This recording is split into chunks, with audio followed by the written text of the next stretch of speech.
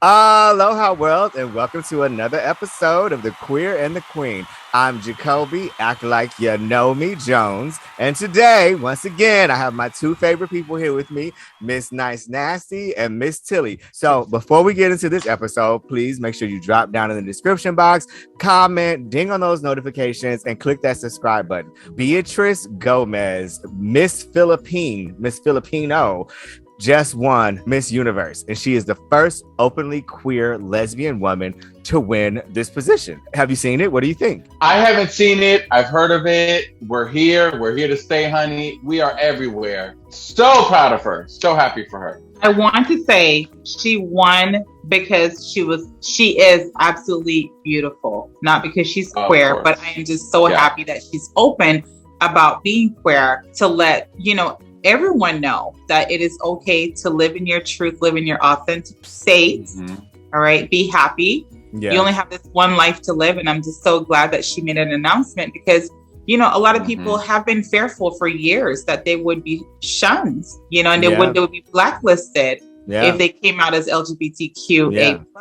So that is an amazing thing that she did for a lot of people. Honey, listen, we are moving on up. Okay. I think that representation, honey. Representation, exactly. There are more athletes, there are more people being honest, and it's just a beautiful thing. And we love seeing that here at the Queer and the Queen. That's what this is all about, helping you guys know that you should love yourselves. Okay, so outside of loving ourselves and all this positivity, Britney Spears is free. The Free Britney campaign brought this home to justice. I am so happy for her.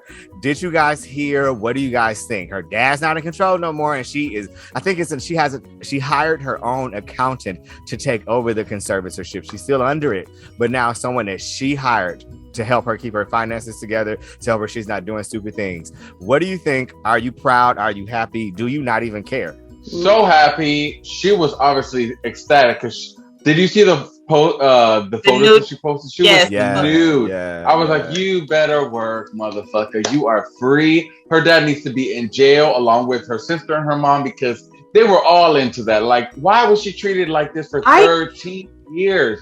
No. I cannot believe that the state of California allowed that to happen for all of these years. I even forgot that the dad had conservatorship until recently when she started fighting to regain her own independence. I was shocked that this was still going on. I could not believe in America this is happening. And myself as the psychiatric provider, knowing how hard it is to get guardianship for some of my patients and then to see how this girl is being railroaded. And this is the thing. This is the thing. What is the most disturbing, creepiest thing? Not only that he had control over her for this long, but I heard he had recordings of her in her bedroom. Oh yeah. Did you watch the documentaries?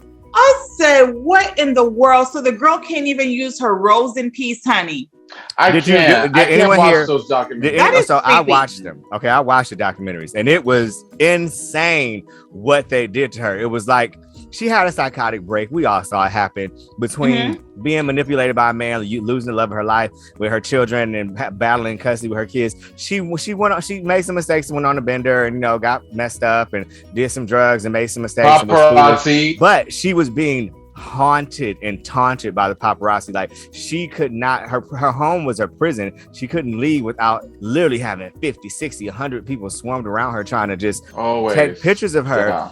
But then dad took advantage of that and moved in. Now the story and the documentaries, it was just insane. They did all this without her knowing. She came home one day with her boyfriend at the time, and her father was in the driveway with the police and with the police and an ambulance, and was just like to him, like, you need to leave and I'm in control of everything now. Get in the ambulance, Brittany. We're taking you to get psychiatrically evaluated. Then a doctor who was in the interview, but he refused to talk about these things. Apparently he thought he was there for a different interview. The doctor signed paperwork so that the father could take control, saying that Britney Spears had dementia and that was what her problem was. So all these years, that has been what kept the conservatorship going. But then there was another person who does this on the documentary that said, I handle these cases for people who are in conservatorships with dementia all the time. Everyone that I have a case for, and I know who has a case that has dementia and they have a conservator, is unable to work. Britney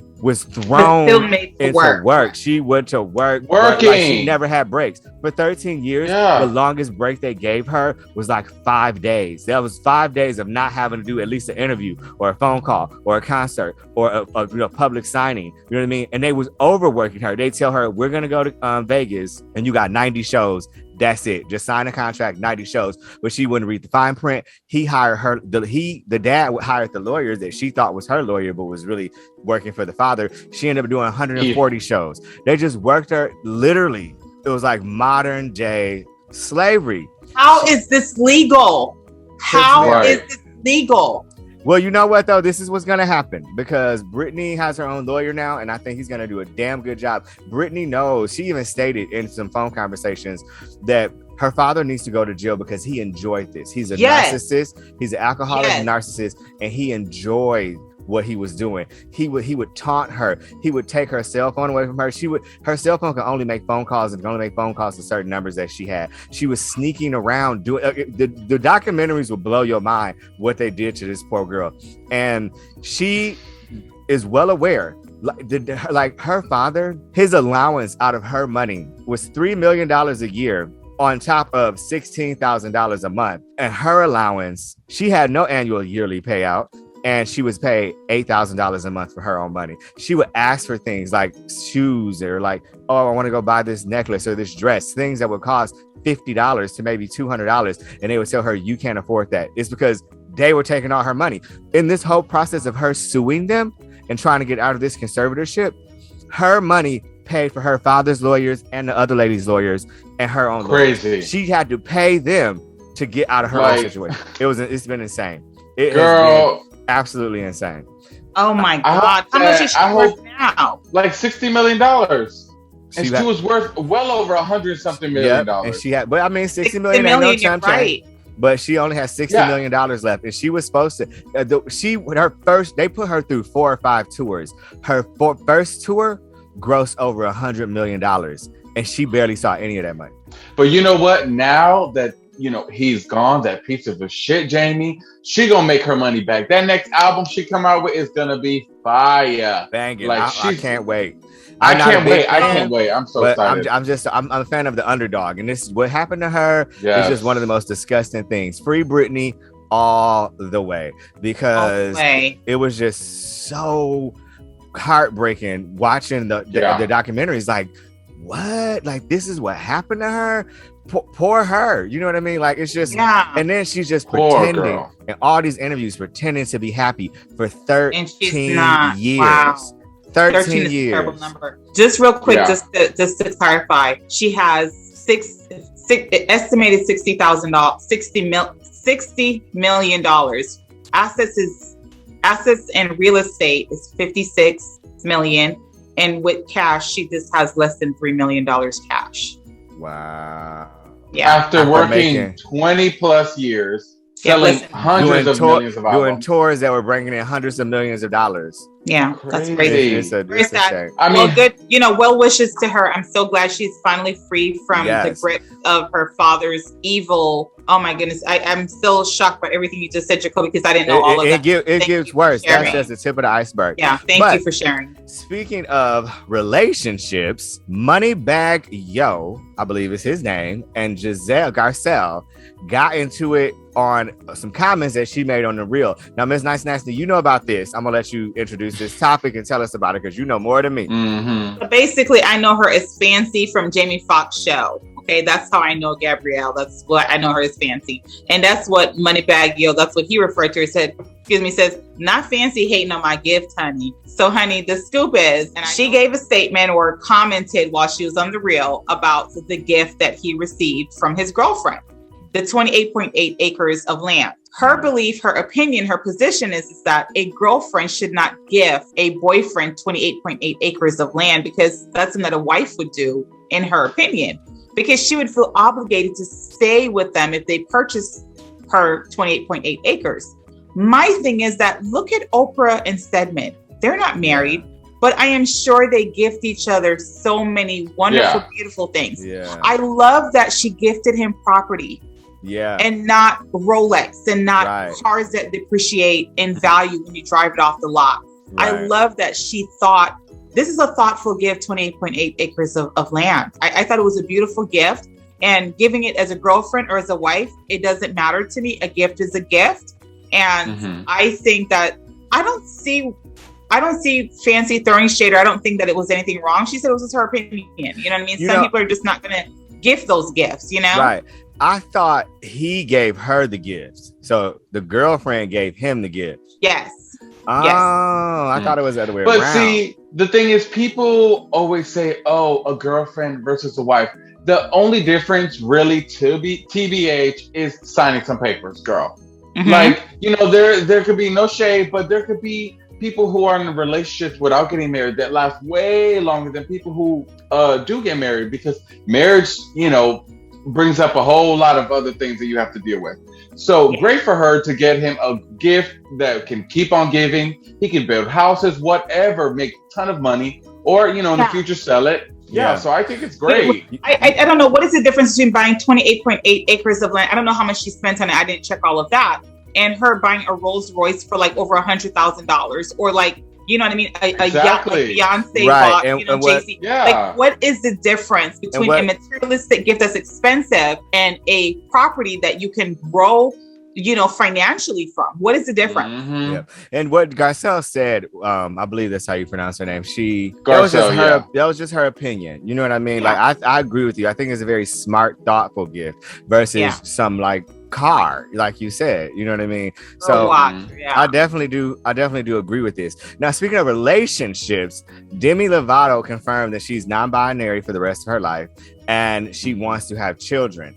Now, you know, us as being queer people, we know love is love, but wouldn't it be interesting with her being non-binary to have, like, could you imagine being a kid growing up with non-binary parents, like what that would look like, how that experience would be, you know what I mean? Now, you are in a polyamorous relationship, Miss Nice Nasty, and what are the tools that you give your children in case they get picked on? You know what I mean? So the thing is that, you know, my oldest son is trans, so his friends and stuff, they were aware of it, and my son is, my 14-year-old, there's, you know, I don't know, my kids they just adapt so well, and they don't think anything is weird or strange, or they haven't. Yeah, that's the point I'm trying to make, actually. Like, mom, like someone is picking on me, or like they haven't said anything like that. So when those conversations come up, I would be like inclined to, like, you know, have a conversation with them. But so far, they don't think anything is abnormal. Like, for example, my husband's brother, which is my brother-in-law, he's married, you know, he's a gay man married to a wonderful husband, you know, so our kids are very familiar with LGBTQA+, that nothing is abnormal to them. Love is love, whether it's a trans person, because they see their brother in a skirt and makeup with his hair done, you know what I mean? So, yeah, that was kind of the point I was trying to make, though, real quick, is that it doesn't, the kids really aren't, they don't care. Your children, all they want you to do is love them, take care of them, shelter them, and feed them. They don't really care who you're in love with. You know what I mean? That was actually the point I was trying to make, because I do know how beautiful the relationships that you have with your lovers and your children. What were you going to say, Miss Tilly? Well, I was going to say that it's all about love. Like, it doesn't matter who the parent is. Kids, it's the parents that brainwash the kids that, oh no, this is wrong, this is right, this is wrong, you know, against other people because they're different. Yeah. Demi Lovato, honey, she, they, he, whatever she wants to go by, all the love for her family. And let's just love, honey. Let's just love. Let's spread more love. Enough with, because here's the thing about, like, gender. It's a, what is that word? Construct. There we go. Okay.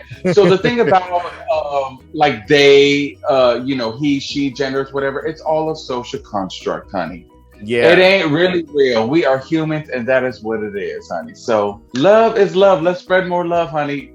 When I think about someone's preference for their pronouns and stuff like that, it is like me saying, hey, my name is Crystal, but I prefer you to call me Christy. It's the same thing that, hey, my name is Christy, and my pronouns are he, him. It doesn't matter what I say, it doesn't matter what I look like. I'm saying that these are my pronouns. So if you're talking about me to someone else, you would say, oh, he, him kind of thing, right? Very rarely, like, I don't know. A lot of people, they make a big deal out of this whole, gender. Even myself, sometimes I get confused myself sometimes, and I do apologize, but I always make sure I make a best effort to always ask someone, what is their preferred pronoun? Just to be conscious of that and to be respectful as well. Because I would want if someone calls me by my legit name, like my government name, I would be offended because I don't like my first name because it's associated with so much trauma.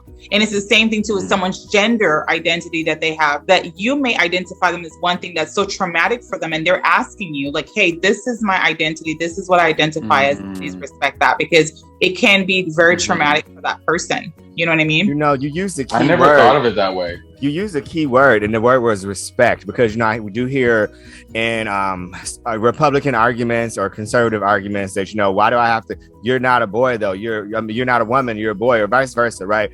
And why do I have to prescribe to that psychology? Like why did you try to make me do? But it's not even about trying to make you anything. It's about you don't have to like this. Just respect that this is who I want to be. I'm not coming home with you at the end of the day.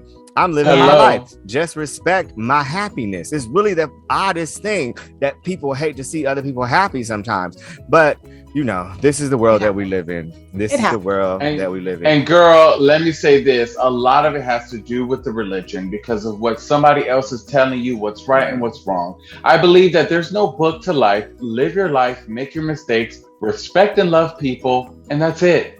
Well, I don't, I know you're atheist, and I know you're not religious totally, but you're spiritual. And yes, I'm spiritual though. Okay. And what I say is I'm universal, because I believe in the universe, and I know that what this life that we have on Earth sucks, for one, and for two, I know that there is no way that we are the most intelligent. That's a ridiculous conversation. It's absurd to think that we're the only people in this whole big ass universe. So what I believe is that you can believe whatever you want to believe, as long as it doesn't encourage you to harm yourself or harm someone else. And the problem with religion is it is dividing.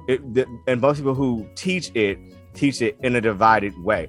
They're not teaching it to bring people together. They're teaching people to bring to what they want, but not together. You know what I mean? So that's what I've learned. Religion, I believe, is used to, and this could be a whole different show, different topic, is that it's used to instill fear in others, that you should be fearful of revenge. You should be fearful of God because of vengeance. You should be fearful of all these things. And I believe that it's control. Yeah, it is controlling. Absolutely. And it goes back to what was used to control slaves back in the day. So that's just a different story for a different day. Yeah, that's a whole nother episode. Well, but anyway, congratulations to Beatrice Gomez. Congratulations to Demi Lovato. We love you. Hope you're watching the show, and we can have you on one day, Demi. I'm gonna message you, girl. And that would be amazing. It's always a pleasure to talk to you too. You're my two favorite people in the world these days. You guys are too, for me. Okay. So before we go, please make sure you drop down in this description box, ding on all the notifications, comment, like, and let us know what you think. Give us ideas and topics that you want to hear. Give us ideas of reviews that you want us to do. Subscribe to all of us on social media. And as we always say, don't forget to smile.